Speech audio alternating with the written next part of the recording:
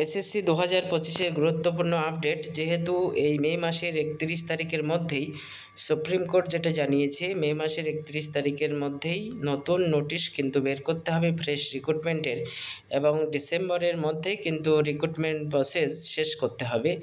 কিন্তু সূত্র মারফত যেটা জানা যাচ্ছে, এই মে মাসের 31 তারিখের মধ্যে নতুন নোটিশ বেরাবে কি না সেটা নিয়ে অনেকেরই সন্দেহ রয়েছে, বা অনেকেই জিজ্ঞেস করছে বিষয়টা যে এত তাড়াতাড়ি বেরাবে কি না, বা ফ্রেশ রিক্রুটমেন্ট কতদিন নাগাদ হবে, বা নোটিশ কবে আসবে। আজ একটা পত্রিকায় যেটা জানিয়েছে, সূত্র মারফত যেটা জানা যাচ্ছে,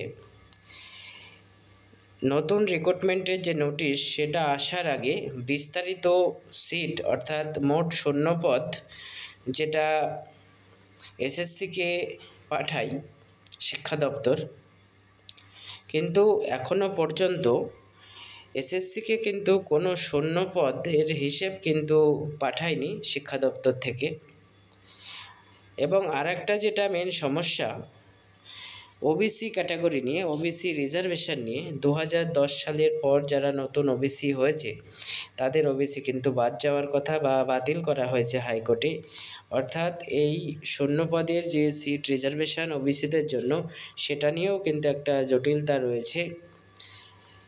সব কিছু মিলিয়ে যেটা দেখা যাচ্ছে যে 31শে মের মধ্যে কিন্তু নোটিশ আসার সম্ভাবনা খুবই কম, এমনটাই আশা করা হচ্ছে। কিন্তু সুপ্রিম কোর্টে যেটা নির্দেশ দিয়েছে, 31শে মের মধ্যেই কিন্তু নতুন ফ্রেশ রিক্রুটমেন্টের নোটিশ বের করতে হবে।